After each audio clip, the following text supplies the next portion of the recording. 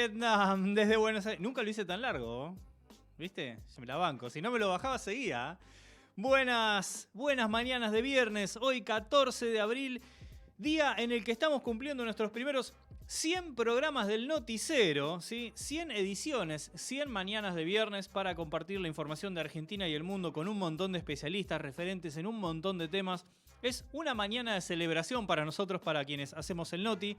Obviamente vamos a contarles rápida o cansinamente quiénes integramos este equipo. Obviamente quienes están viendo, observando ahí en la TV de Punto Cero, ahí frente a cámaras. Soy Diego González y estas 100 veces estoy y estaré, como digo en Hielo, en otro programa, acá compartiendo la mesa del Noti con ustedes. Pero no estoy solo, no. De hecho, soy el último eslabón, podríamos decir, de este gran equipo, de esta gran cadena de especialistas, de profesionales y de aún mejores profesionales, bueno, aún mejores como personas. Lo más importante. Así que saludamos del otro lado ahora Nahuel Isela incorporando tareas. Esto demuestra que en el día en que celebramos, ¿sí?, estos 100 notis, Nahuel Isela en este momento está haciendo de operador técnico, ¿sí?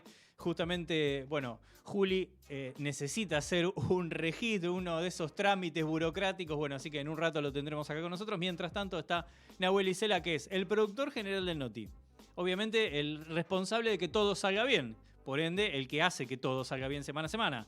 En este momento es operador técnico, también es asesor legal, le podemos inventar cualquier cosa, no. Es el columnista de fútbol femenino y además también en este momento está comandando el barco. También del otro lado, y en un ratito lo tendremos acá con nosotros, a Pablo Velázquez, hablando del semanario de derechos humanos, como ya nos gusta denominarlo y como disfrutamos semana a semana, no del contenido, sino de la forma justamente y la participación de Pablo. Ojalá que un día nos quedemos todos sin trabajo en este sentido porque todo está en orden. Mientras tanto, mientras no sea así, habrá gente como Pablo Velázquez y muchos más especialistas que tendrán para contarle lo que sucede y lo que tal vez un montón de sectores de la sociedad no quieren que pase. Sí, entre otras cosas también aprovecho y ahora sí le damos la bienvenida a quien veo del otro lado, el señor Alejandro Nava, a quien hacía rato no teníamos, y qué mejor que marcar el regreso en estos 100 noticieros, alguien que desde el principio nos está acompañando, así que lo saludamos.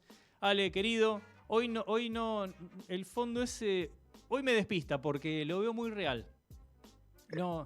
No sé si es uno de esos fondos extraños que tenés. Este fondo, primero vamos a saludar buenos días a toda la oyentada del Noticero en estos 100 programas del Noticero al aire. Y sí, efectivamente estoy en el garage de mi casa. La pared sin revocar es el fondo del garage de mi casa.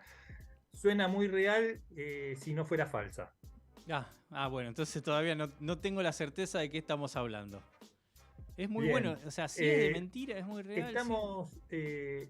Nuevamente para explicar un poquitito lo que nos está pasando en la economía de a pie. Y hoy por la tarde vamos a conocer, en realidad no vamos a conocer, va a ser una especie de certificación del índice de inflación del mes de marzo. Eh, no hace falta que nos digan que está subiendo la inflación como para que nosotros la sintamos. Basta con recordar nuestras visitas al supermercado a comprar alimentos como para que nos demos cuenta que los precios están subiendo. Seguramente este índice va a estar en torno al 7%.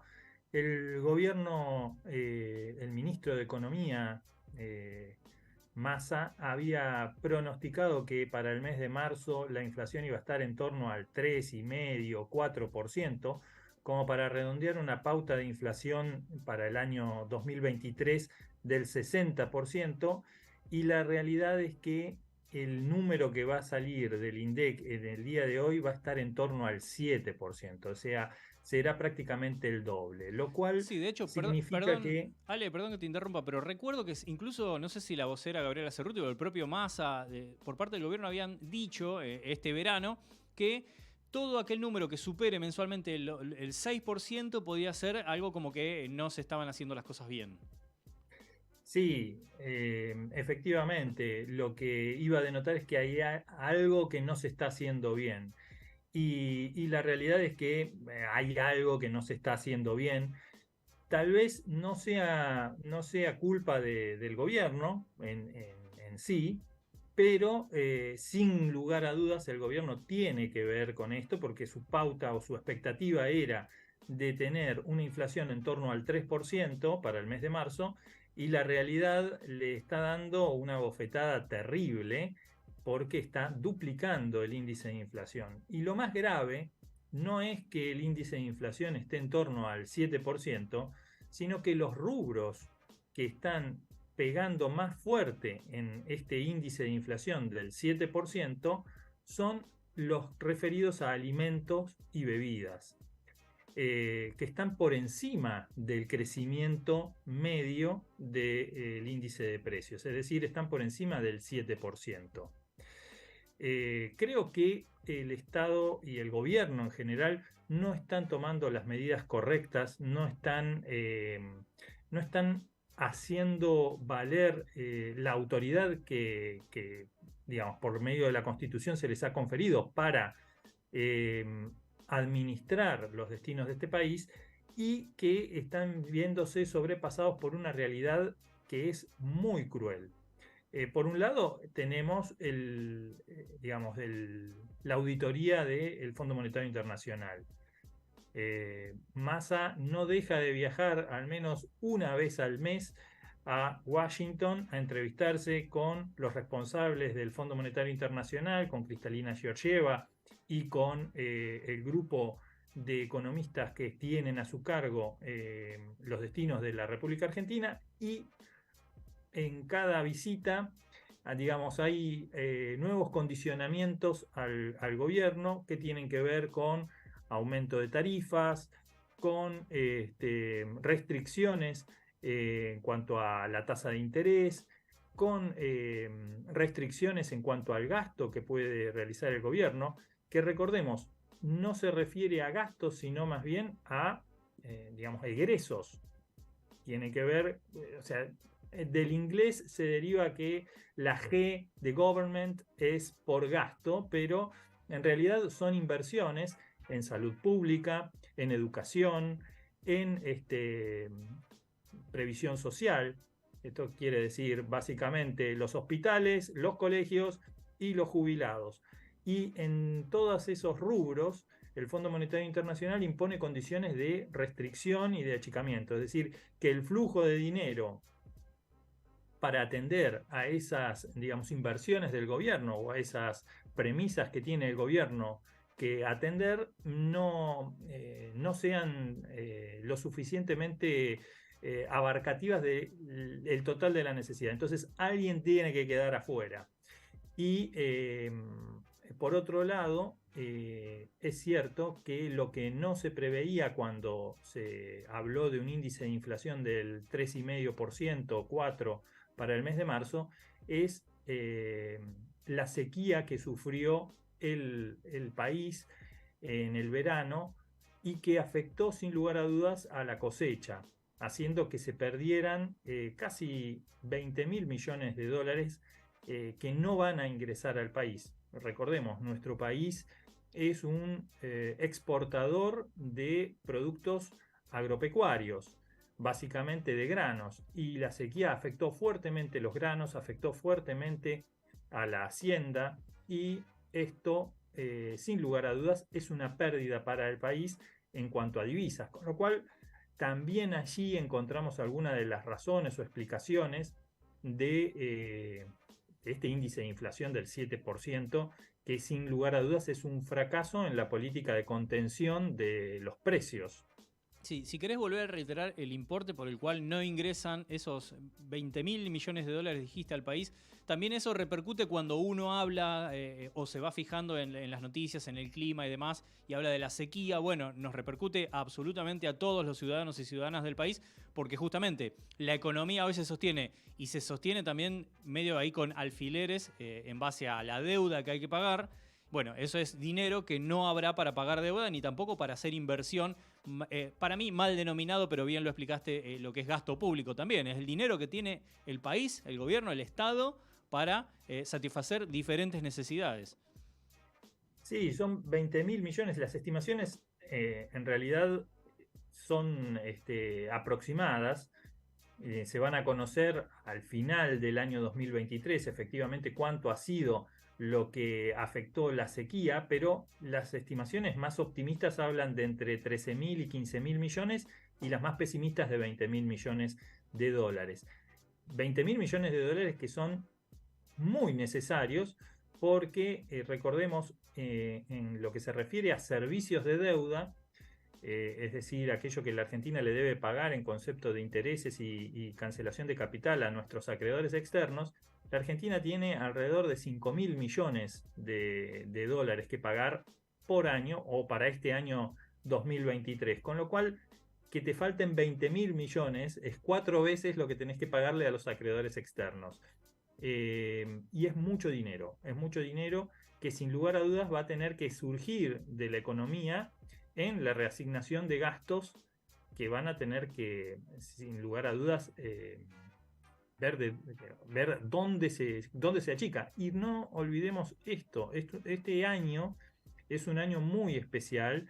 En este año se van a dirimir las elecciones que van a elegir a las nuevas autoridades, con lo cual va a ser un año bastante convulsionado en lo que se refiere a, bueno, a chicanas políticas, a presiones de algunos sectores que van a intentar ganar terreno.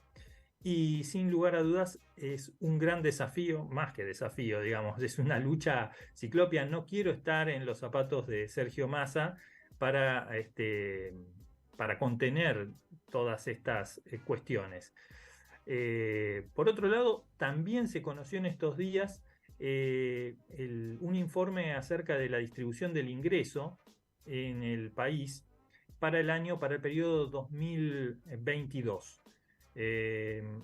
Y aquí aparece nuevamente el famoso coeficiente de Gini, que es un economista italiano que estudió la distribución del ingreso y elaboró un coeficiente que nos ayuda a medir un poco cuál es la igualdad o desigualdad en cuanto a la distribución del ingreso. Recordemos, para quien no sabe cómo opera, vamos a hacerlo sencillo, es un número que varía entre 0 y 1, donde 0 es la perfecta distribución del ingreso, o sea, todos los habitantes de un país tienen la misma porción de ingreso, y 1 representa la distribución más imperfecta del ingreso, en donde un solo habitante del país tiene todo el ingreso que genera ese país. Entre 0 y 1 varía el coeficiente. Cuanto más se acerque a 1, peor es, y cuanto más se acerque a 0, mejor o más justa es la distribución del ingreso. Bueno, para nuestro país, en el año 2022, este coeficiente arrojó un valor de 0,41. Para dimensionarlo, el mejor coeficiente que ha tenido la República Argentina se dio en el año 2013 y era de 0,49.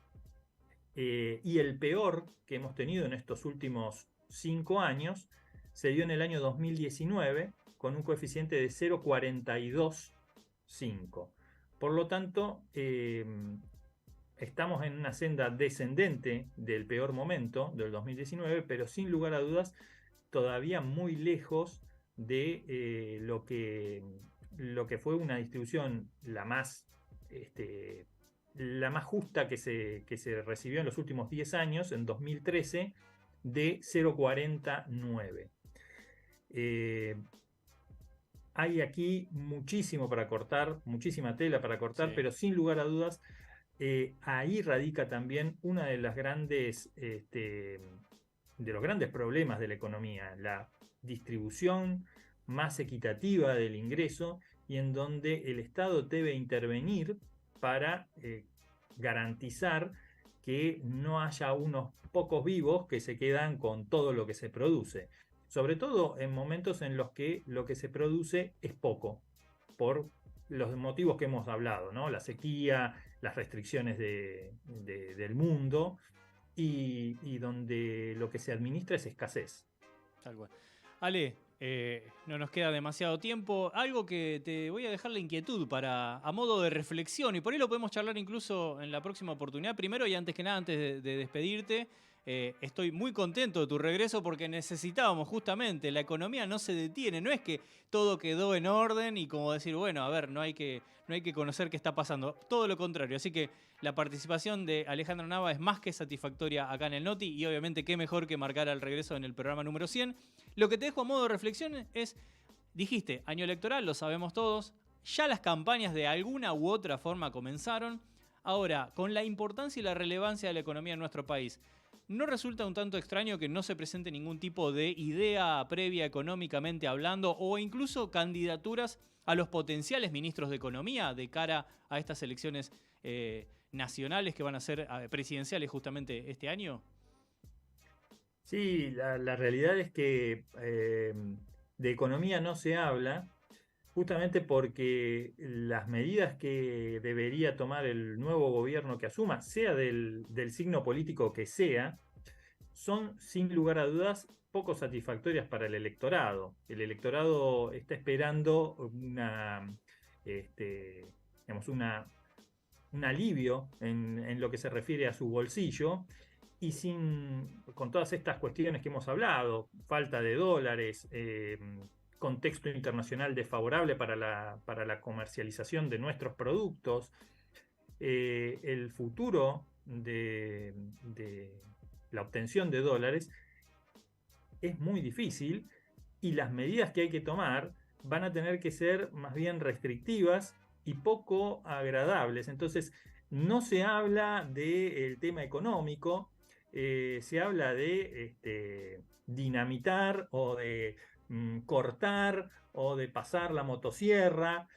Fíjense que los discursos rondan por ese plano y sin lugar a dudas hay un consenso en la sociedad de que algo de eso debe ocurrir, pero de eso se prefiere no hablar. Por lo tanto, medidas económicas o políticas económicas no se van a comentar en el electorado y sin lugar a dudas va a ser un dato importante.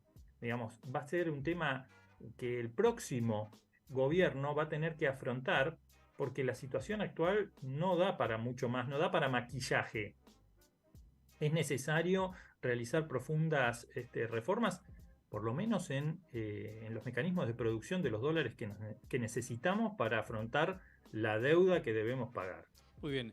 Ale, muchísimas gracias. No sé si querés decir algo breve, pero en relación a estos 100 programas del noticiero y tu participación, que hoy, pese a la celebración, a los festejos que nosotros nos vamos a dar como mimo por lo que realizamos, seguimos teniendo un montón de contenidos y columnistas, así que el tiempo nos apremia. La verdad es que cuando uno llega a estos números redondos, siempre tiende a hacer un balance y a mirar el camino recorrido. Creo que es muy positivo el balance en lo que se refiere a los contenidos que tiene el noticiero. Es un noticiero que es bastante ecléctico en cuanto a la agenda que tiene una agenda propia, una impronta muy Diego Gonzaleana, por ponerle un término, y estoy muy orgulloso de formar parte siempre de este proyecto, de que me tengas presente, de que formemos parte de una comunidad que sin lugar a dudas genera contenidos propios y que tiene mucho talento para brindar. Así que nada más que feliz porque se llegue a los 100 programas y esperando que, digamos, este número tenga un cero más. Bueno, asumimos el desafío. Muchísimas gracias por tus palabras. Y todo eso que dijiste, tenés que recibirlo vos también, parte del equipo del Noti, así que devuelvo el elogio con lo que vos mismo dijiste. Yo me lo apropio sin que me lo pidas. Totalmente, totalmente. Pero bueno, uno trata de disimular para que no parezca angurriento. Tal cual.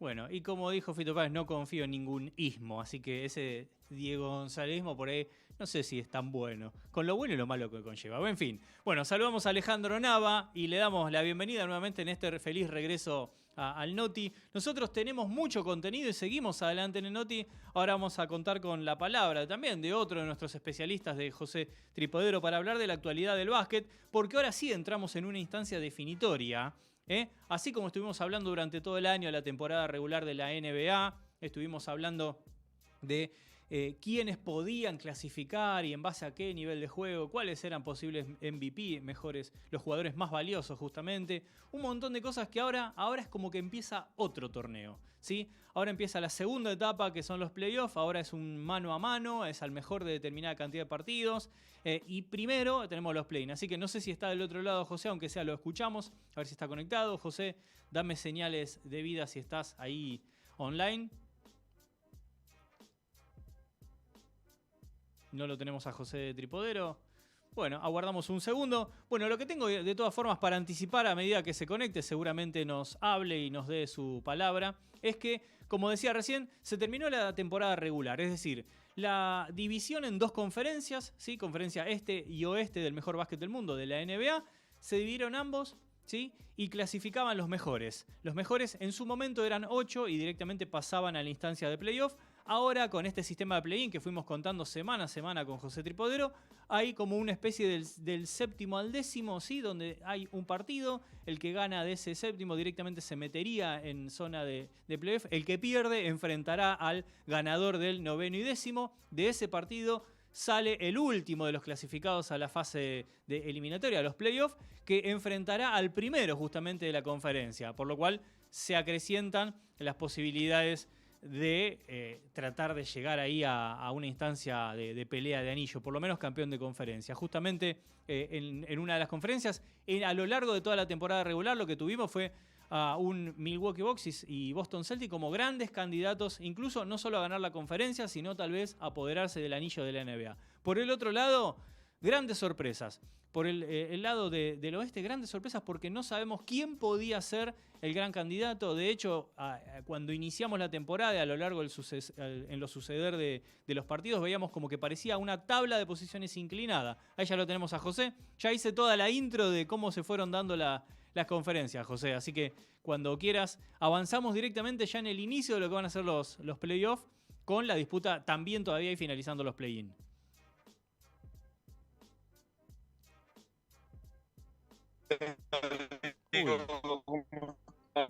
Buenos días. Me veo congelado sí, por un lado, pero por el otro me veo bien, así que no sé si... Ahí está, ahora está bien. Cualquier cosa, si se congela, quitamos cámara y lo hacemos en audio, que siempre mejora la conectividad para lo que es Zoom. Bueno, dale. Quitá la cámara nomás y seguí hablando ahora justamente de lo que viene, esta segunda parte de la temporada. Exactamente, porque ya estamos en modo play-in, básicamente hoy se termina el play-in porque comenzó el día martes con la victoria de Atlanta como visitante frente a Miami en Miami, porque Miami había terminado séptimo y Atlanta octavo, y se dio una sorpresa, sobre todo porque durante la temporada Miami le había ganado 3 de los 4 partidos a Atlanta, entonces básicamente uno esperaba que Miami se impusiera, pero Atlanta sacó un plus en este tipo de encuentros y de cotejos decisivos, y básicamente apareció el Trae Young que los New York Knicks sufrimos bastante en algún momento, y a partir de su desempeño con 25 puntos, el equipo de Georgia se llevó la clasificación para los playoffs como séptimo. Es decir, los que entraron en el este para jugar el play-in, les queda solamente la opción o jugar contra Milwaukee o contra Boston. Atlanta se llevó por lo menos el equipo más complicado, el equipo menos complicado de los dos, para jugar contra Boston. Y Miami tiene hoy la última posibilidad de clasificar, va a tener que jugar frente a Chicago.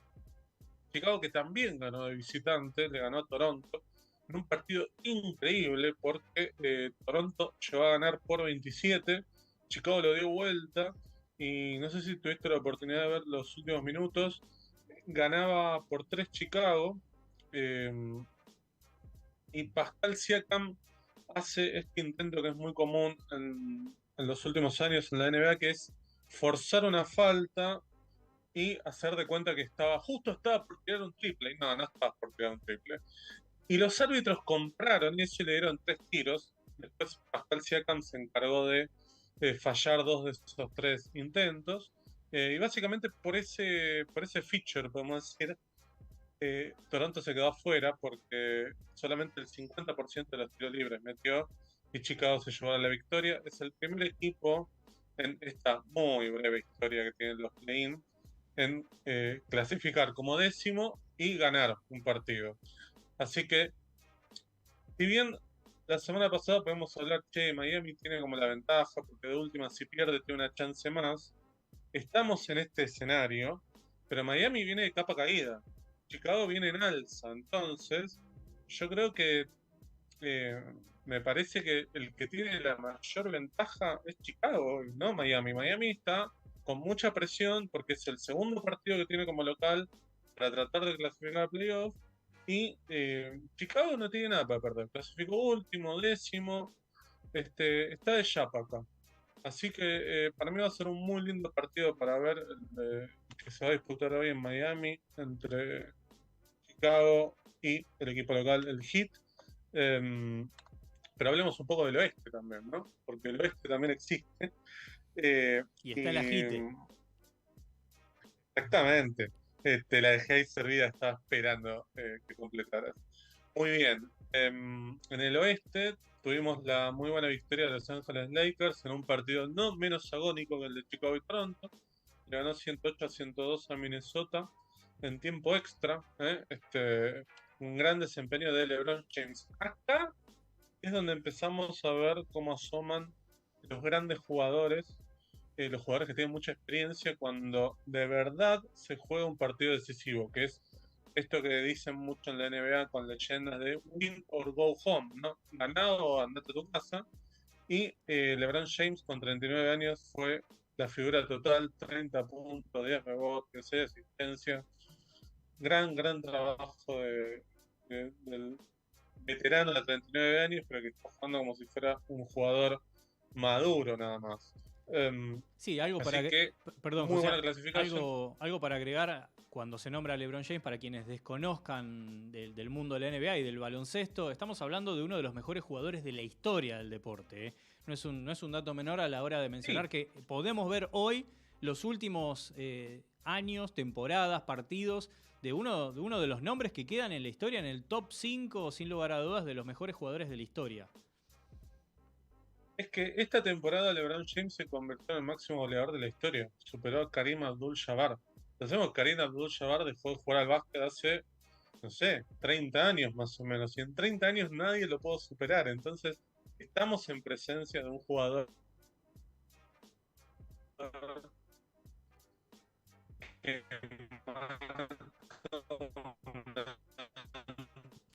Ahí se nos congeló todo, José. Se ve que alguien, ahí lo perdimos, se ve que alguien se opone a que se elogie a LeBron. Ahí te recuperamos. Pobres, digo, comparar a LeBron con Jordan y demás.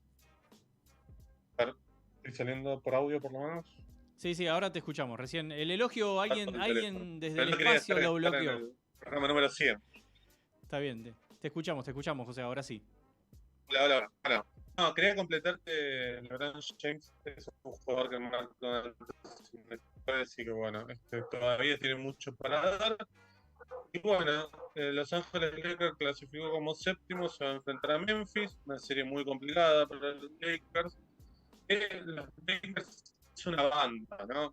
LeBron y los que vengan atrás, porque hizo un montón de cambios a mitad de la temporada, digo, llegaron más jugadores, se fueron otros, se fue Westbrook, por ejemplo.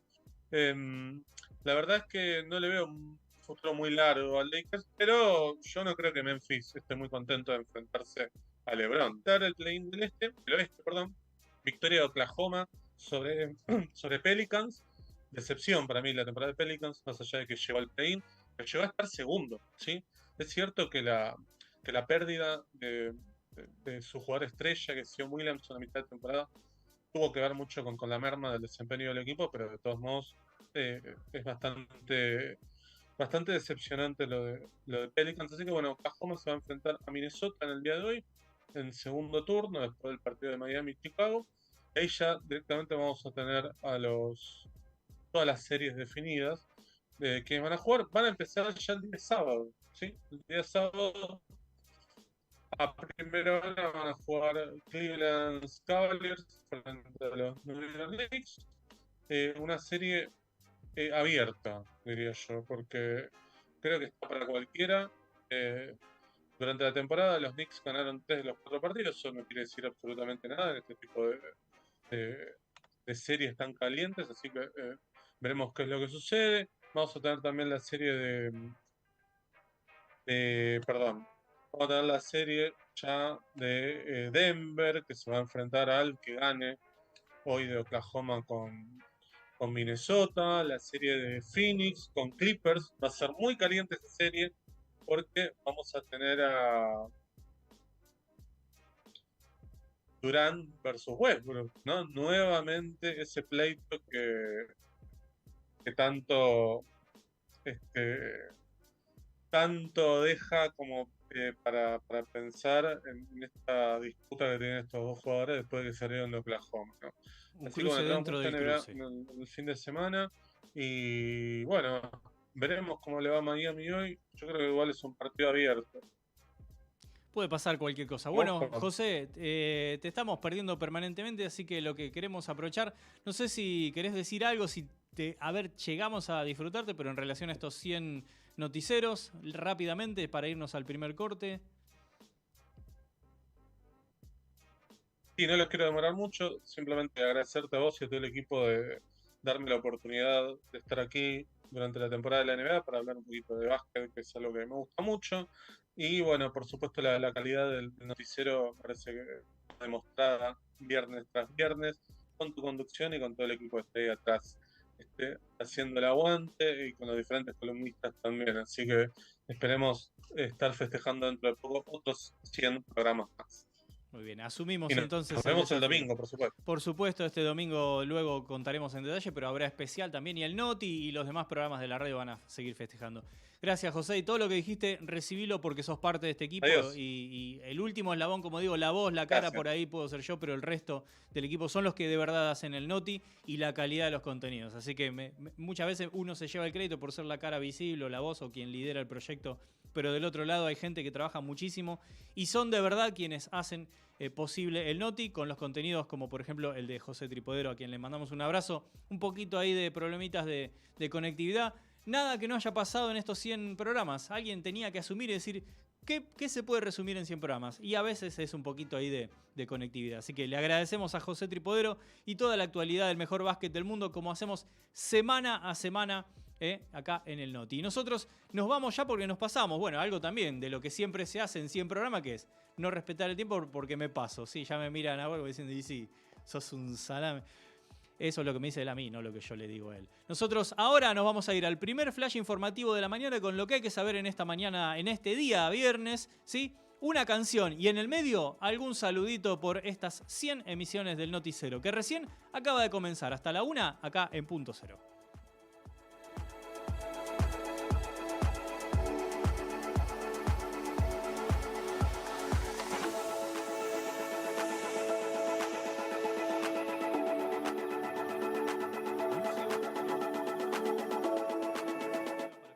En ley el proyecto para prevenir violencias y abusos en las infancias. Votado de manera unánime, la ley Lucio debe su nombre al caso del niño de 5 años asesinado a golpes por su madre y la pareja. Nada de alcohol al volante.